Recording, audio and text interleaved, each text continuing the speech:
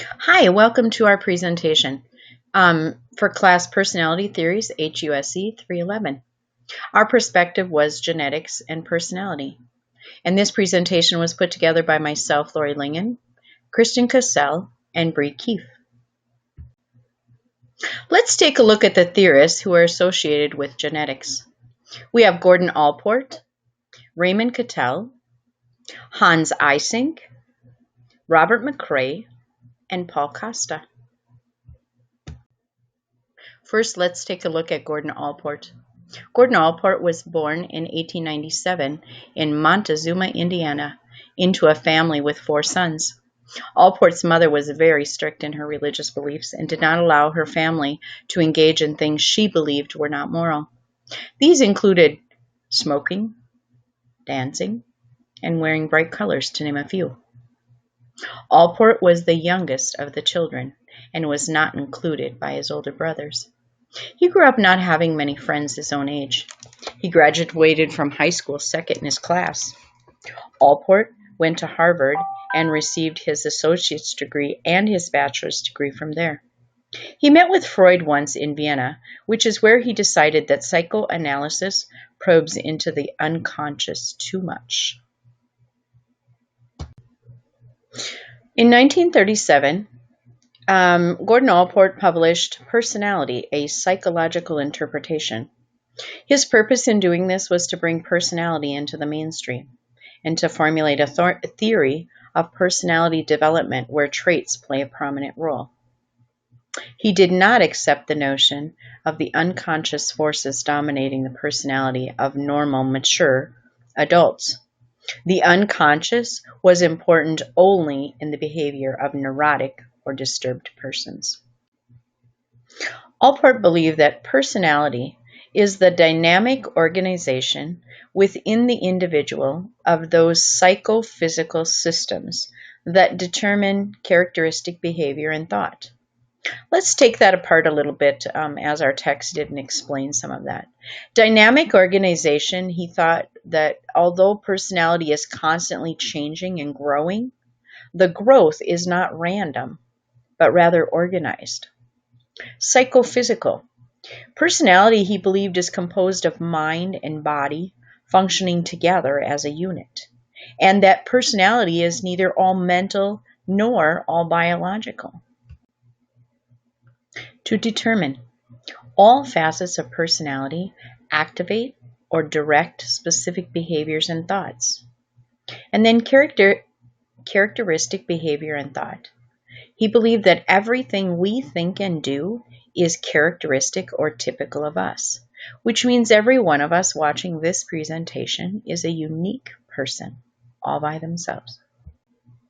Allport believed that we are not bound by our childhoods or past experiences, that we are rather guided more by the present in our view of the future. His major propositions were that psychologically healthy adults are unaffected by childhood events. He concluded that to study personality, psychology must deal with the individual case and not with the average findings among groups. Let's take a look at our next theorist, Raymond Cattell. Raymond Cattell was born in Staffordshire, England in 1905. Cattell reported that he had a happy childhood until the age of 9 when World War I started, and near his home there was a makeshift hospital where he watched wounded soldiers being brought in. It is thought that this is what made him become unusually serious for a young boy. When Cattell was 16, he went to the University of London where he studied physics, chemistry, and graduated in 3 years with honors. Cattell received his PhD in 1929, and he passed away in 1998. Raymond Cattell believed that personality is that which permits a prediction of what a person will do in a given situation. His purpose was to predict how a person will behave in response to a given stimulus situation, to study normal patients but not to treat them, which was in contrast to other theorists. Also, treating data collected with a procedure called factor analysis, which is a statistical technique based on correlations between several measures, which may be explained in terms of underlying factors. Cattell developed an in-depth method of classifying traits. There were common traits, unique traits, ability, temperament, and dynamic traits, surface and source traits, constitutional and environmental mold traits. He used three primary assessment techniques: the L data for life records, the Q data for questionnaires, and the T data for tests that he used. Cattell also proposed two kinds of dynamic and motivating traits: ergs and sentiments. Ergs were permanent constitutional source traits that provide energy for goal-directed behavior, the basic innate unit for motivation. And sentiments were environmental mold source traits that motivates behavior. They are derived from influences in our social and physical environments. Cattell's data suggests that 80% of our intelligence, which is the factor B, and 80% of timidity versus boldness, which is the factor H, are accounted for by genetic influences. His conclusion was that 1/3 of our personality is genetic based, and that 2/3 is determined by social and environmental influences. Next, let's take a look at Hans Eysenck. He was born in Berlin, Germany in 1916. In 1934, he immigrated to England.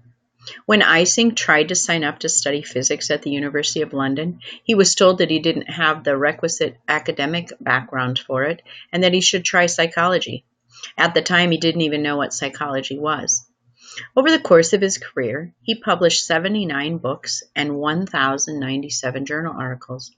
At the time of his death in 1997, he was the world's most frequently cited psychologist. Eysenck spent most of his career conducting research on the measurement of personality.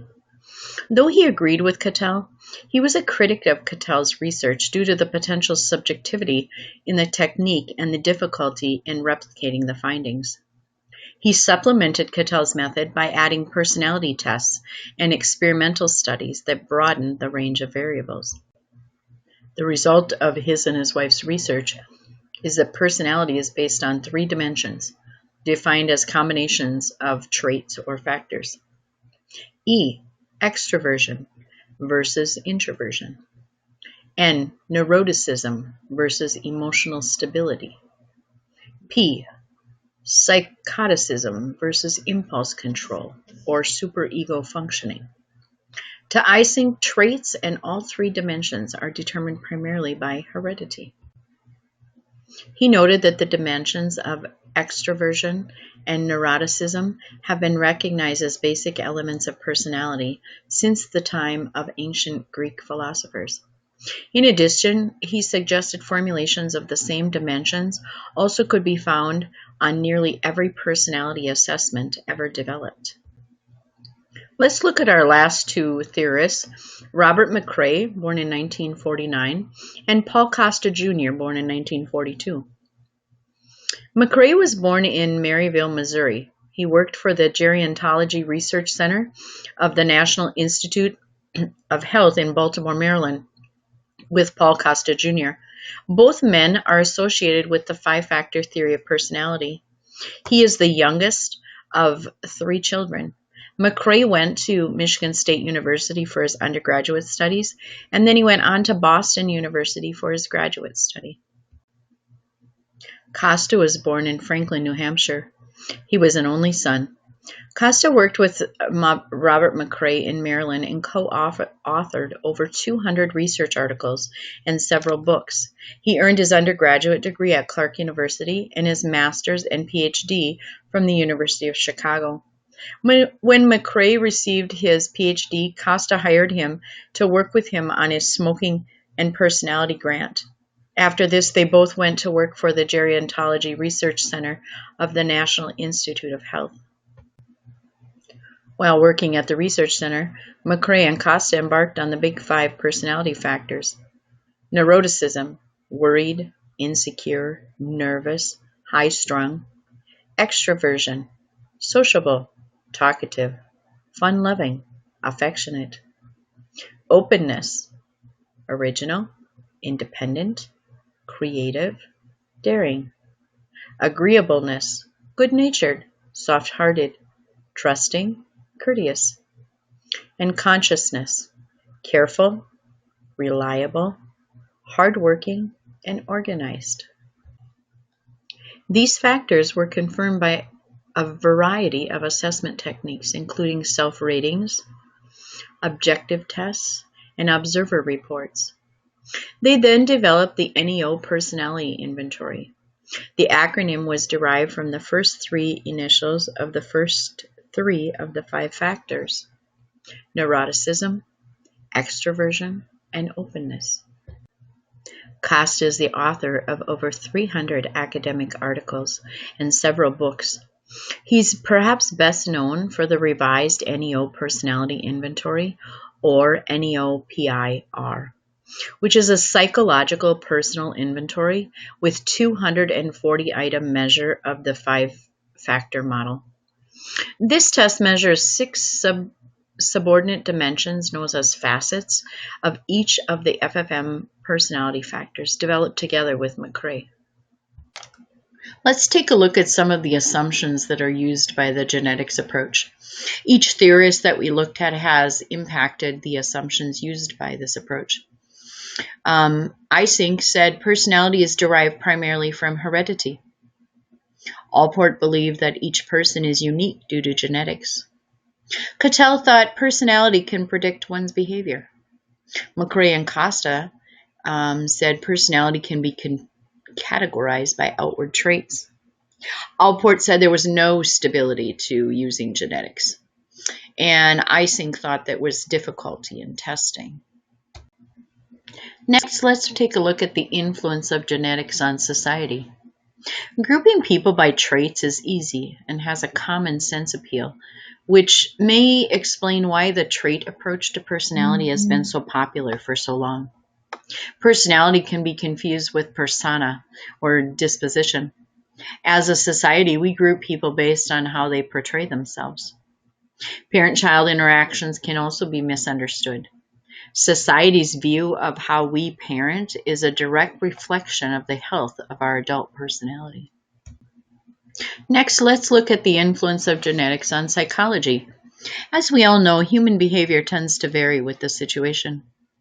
With this, we can conclude that psychology, the study of the human mind and its functions, is greatly influenced by genetics. Stages of development are dependent on many factors, including heredity, environment, etc. Changes to testing methods, treatments, and influences due to past results, and the inability to measure natural benchmarks as genetics impact one's development. You've reached our reference page, which means you've reached the end of our presentation.